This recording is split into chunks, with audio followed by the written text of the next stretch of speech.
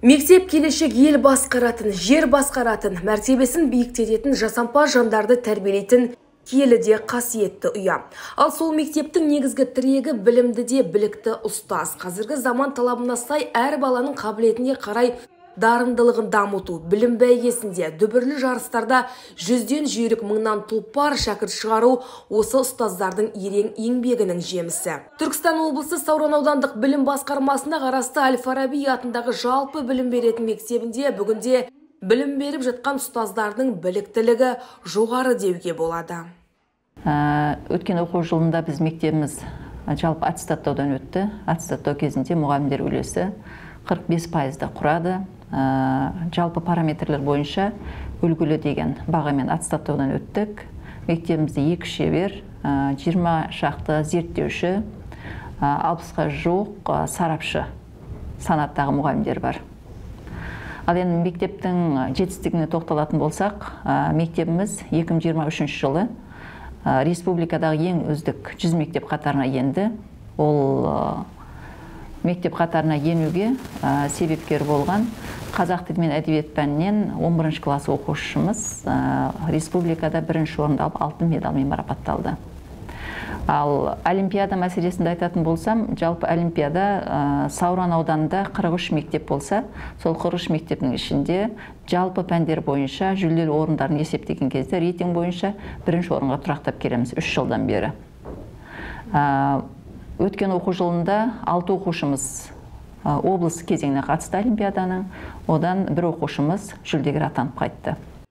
Аталған мектеп директоры Мамадалиева Мақсуда Бабажанова білім саласында тәжірибесі мол маманның бүгінде жетістіктері де жетерлік. Биылғы жылы мемлекеттік еңбек ері төсбелгісімен марапатталған. Бұл төсбелгі кеше ғана президенттің жарлығымен берілді. Бұл төсбелгіні біз күтпегенбіз. Аяқ астынан күтілмеген біз үшін қуанышты жағдай болды. Өйткені менің қызым Маннапов Азада осы мектепті түлегі, негізі алтын белгі бітірген, Абай ұлттық университетін грантқа оқып бітіріп, Қазақ-Түрік университетінде магистратураны грантқа оқып бітірген грантпен. Ал бүгін таңда ол Астана қаласындағы Ұлыбританияның Хейли Бейри мектебінде қазақ тілі пәнінен сабақ беріп келеді. Менің қызым қазақ тілі пәнін жетік меңгерген, өзге ұлт өкілі ретінде көпшілік танитын қыз. Өйткені ол бір қанша рет хабар арнасында, Қазақстан арнасында сұхбатқа шақырылып, сұхбат берген доғын, бағдарламаларға шақырылып. Өткен март айында, осы жылы март айында тағы бізге хабар берді. Осындай Маннапов Азада туралы біз бір деректі фильм түсірсек деген ұсыныс түсті. Астанадан хабарласып, біз танымаймыз кім екенін, журналистеріміз деді. Сонымен олар бір топ журналистер келіп, бір күн біздің осы мектептің тыныс-тіршілігімен танысты, үйге барды. Сонымен біраз қызымның сабақ беретін сыныптарына кірді, сабақтарын түсірді. Қызыма сабақ берген мұғалімдер менен сұхбат алды, орынбасарларымдан сұхбат алды. Сонымен сол бір әдемі деректі фильм көрсетіліпті. Біз оны көрген жоқпыз, телевидениеде көрсетіліпті. Жақында бір ай болды, бізге хабарласып қалды Сауран ауданы әкімдігінен. Сіздерді мемлекеттік наградаға ұсынуды бізге тапсырды, соған наградтау қағазын толтыру керексіздер.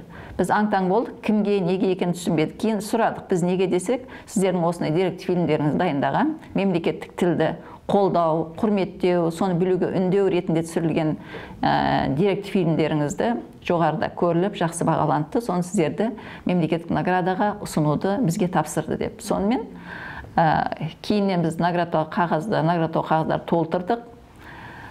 Қызыма Маннапов Азадаға шапағат медалын президенттің өз ақұйды шақырып тапсырды өз қолымен. Ал маған Қазақстанның еңбек сіңірген ұстазы медалын және оқу орынбасарыма құрмет орденін осы жерде Түркістан облысы әкімі Дархан Сатыбалдыұлы өзі тапсырды. Біз үшін бұл үлкен мәртебе, қуанышты жағдай болды. Күн санап ақпарат кеңістігі өркендей түскен заманда жас ұрпаққа сапалы білім беру мұғалімнің, ұжымның бір жағадан бас, бір жеңнен қол шығарып жұмыс істеуін талап етеді. Осы орайда ауыл мектебінің бүгінгі бет бейнесін жаңа қырынан көрсетіп келе жатқан Әл-Фараби атындағы жалпы орта мектебі Ихан ауылындағы бірегей мақтаулы білім ошағының бірі. Біздің енді бірақ мақсатымыз бар, жалпы табысты мектеп қатарына жеткізсек, көтерсек мектепті деген. Табысты мектеп қатарына ену үшін ең бірінші мұғалімдердің біліктілігі жоғары болу керек. Мұғалімдердің біліктілігі жоғары болғанда ғана білім сапа көтеріледі. Ұлдархан Уәлиханқызы, Айбек Бекбау, Кемел ақпараты.